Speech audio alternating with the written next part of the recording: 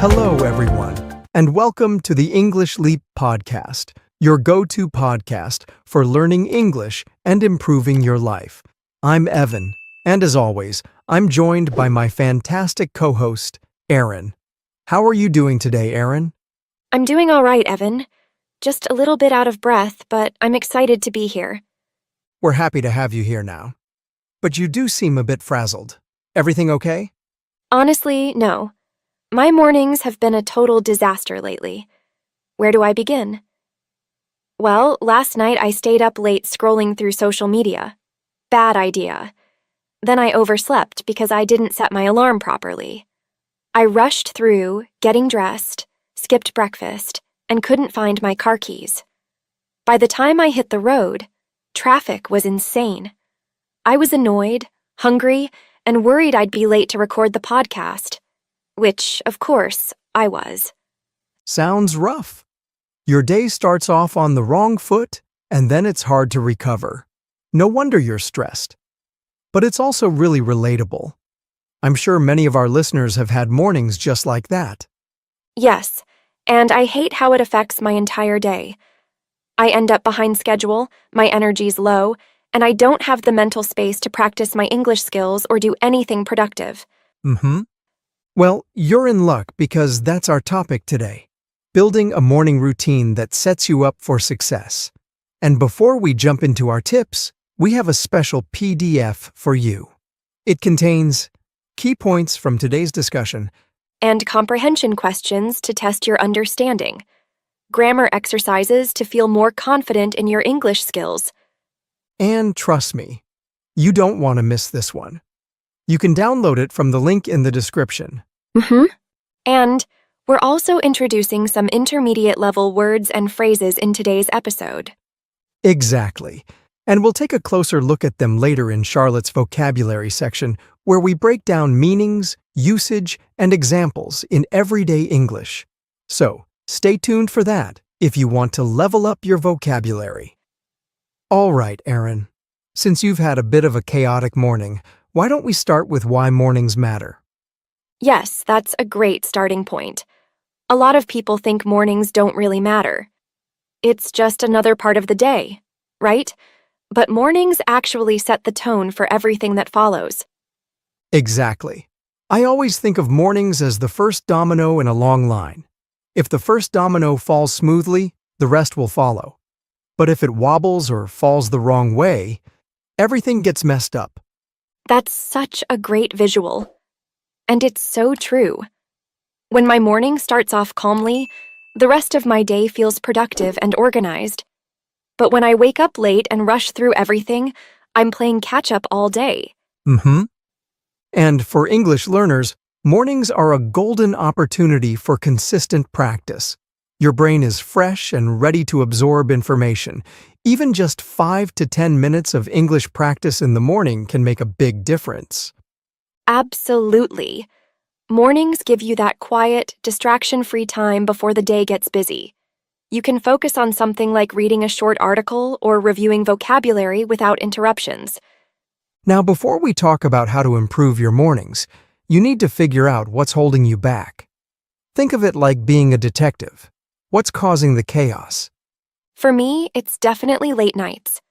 I'll get caught up scrolling on Instagram or watching too many episodes of a show, and suddenly it's 1 a.m.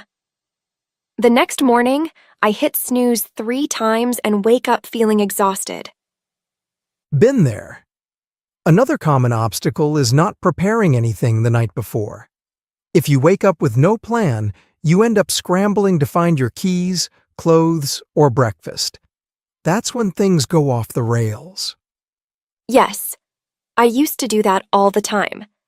I'd wake up with no idea what to wear or eat, and by the time I left the house, I was already behind schedule.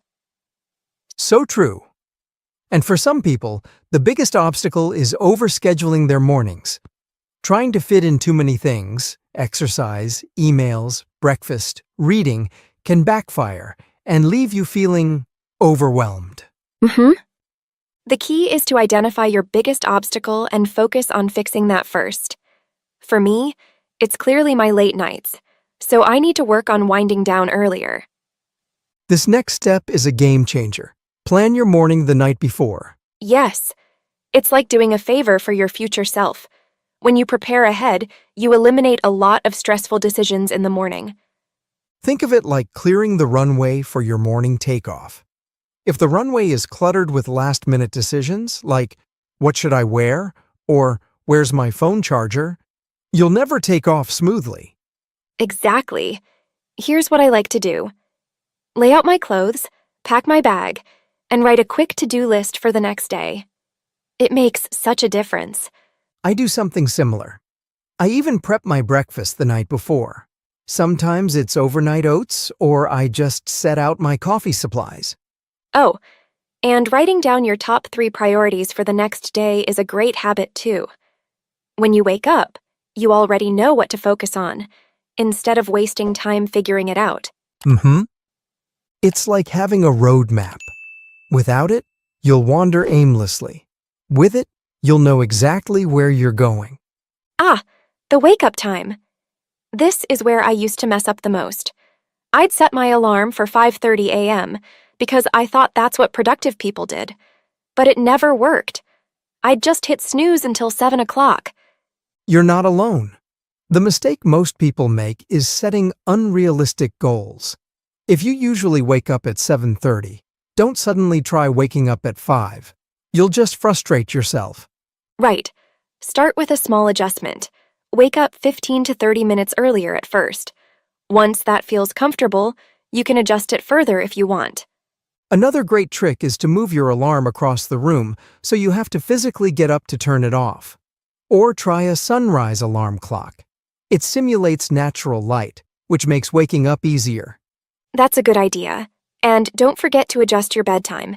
If you're waking up earlier, you'll need to go to bed earlier too. Otherwise, you'll just be tired all day. Exactly. A good morning always starts with a good night's sleep. All right, Aaron, let's talk about mindfulness. This step might sound a bit zen, but it's one of the simplest ways to improve your mornings. Yes. I used to think mindfulness meant sitting cross-legged and meditating for hours, but it's actually much easier than that. It's really just about pausing and being present for a few minutes. Exactly. Imagine your mind is like a glass of muddy water. If you keep stirring it, it stays cloudy. But if you let it settle, the mud sinks to the bottom, and the water becomes clear. Mindfulness does the same thing for your thoughts. It helps you reset and refocus. Love that metaphor. A super easy way to incorporate mindfulness is deep breathing. Sit quietly for a minute and take slow breaths. Inhale for 4 counts, hold for 4, exhale for 4. Or you can try morning reflection. Think of one thing you're grateful for or set a positive intention for the day. Something like, I'm ready to learn, or I'm calm and focused. That's a great idea. It's amazing how just 1 minute of mindfulness can turn a chaotic morning into a calm, centered one. Our next step is get moving. And no, we're not suggesting a full workout here, just a little physical activity to wake up your body and mind. Right. Think of your body as a computer in sleep mode. Moving around helps it fully power up. Exactly. You can start with a few stretches to loosen up your muscles and get the blood flowing. What if I want something a bit more active? Go for a short walk around the block or just around your house. Or even better, dance to an English song for a few minutes. It's fun and energizing. I love the idea of dancing. Plus, if you're listening to English music, you're improving your listening skills at the same time. It's a win-win. And movement isn't just good for your physical health. It also boosts memory and focus, which is perfect for learning. Now, this is one of my favorite steps. Schedule a mini English practice. It's a great way to make language learning a natural part of your morning. Yes. The key is to keep it short and consistent. Even just 5 to 10 minutes in the morning can lead to big progress over time. Exactly. There are lots of easy ways to fit in a quick English session.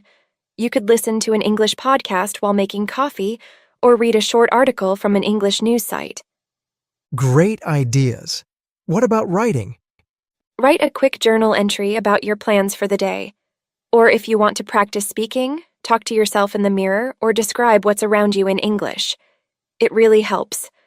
I like the journal idea. Writing a few sentences in English every morning helps you practice grammar and vocabulary without feeling like you're studying. Exactly. The point is to make it a habit, just like brushing your teeth. It doesn't have to be perfect. It just needs to be regular. And now, we're on to the final step. Track your progress and reflect. This is such an important step. It helps you see what's working and what needs tweaking. Think of it like checking your GPS on a road trip. You need to know if you're still on course or if you've drifted off track. Exactly. One great way to track your progress is to use a habit tracker. Seeing those check marks build up is super motivating. That's smart. What else can we do? Keep a weekly journal to reflect on what worked and what didn't. Or set small goals, like wake up at 7:15 every day this week, or practice English for 5 minutes each morning. I recently started using a habit tracker app, and it's been a game changer. It keeps me accountable and helps me notice patterns. And don't be afraid to adjust your routine if something isn't working. Flexibility is key. The goal is to create a routine that feels good and works for you. Yes, and reflection also helps you celebrate your wins. Even small victories, like waking up on time or sticking to your mini English practice, deserve a pat on the back. And now, as promised, it's time for Charlotte's vocabulary section. Yes. In this segment, Charlotte will break down some of the intermediate level words and phrases we've used in today's episode. She'll give you simple definitions and examples so you can start using them in your own conversations. Take it away, Charlotte. Thank you, Erin and Evan. Hi, everyone. Here are 10 words and phrases from today's discussion that will help you build your vocabulary and sound more natural in English. Frazzled. Meaning, feeling stressed or exhausted. Example, after working late and forgetting my presentation, I was so frazzled that I couldn't think straight. Obstacle. Meaning, something that makes it difficult to reach your goal. Example, a major obstacle to learning English is not having enough time to practice every day. Mindfulness.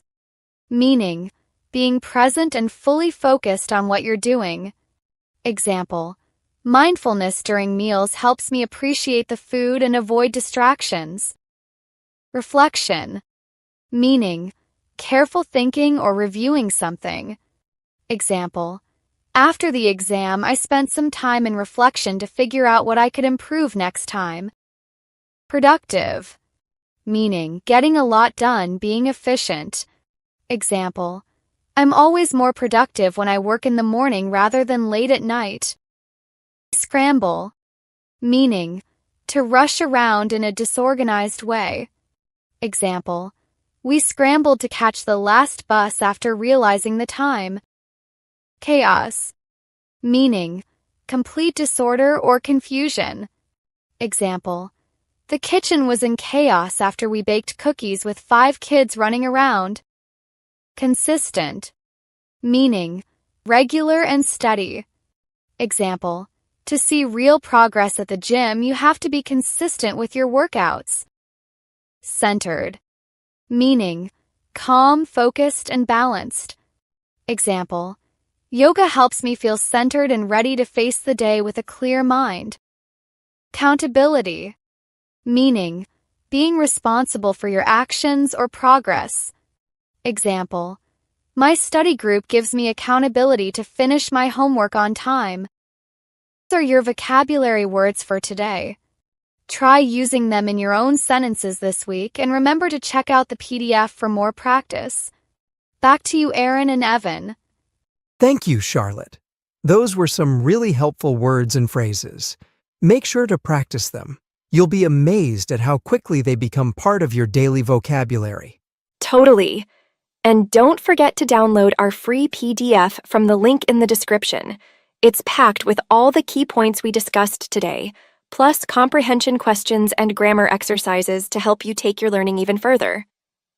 We hope you enjoyed today's episode and feel inspired to start building your own morning routine. Remember, even small changes can lead to big results. Thanks for listening, and we'll see you next time on the English Leap podcast. Until then, take care and keep learning. Bye, everyone.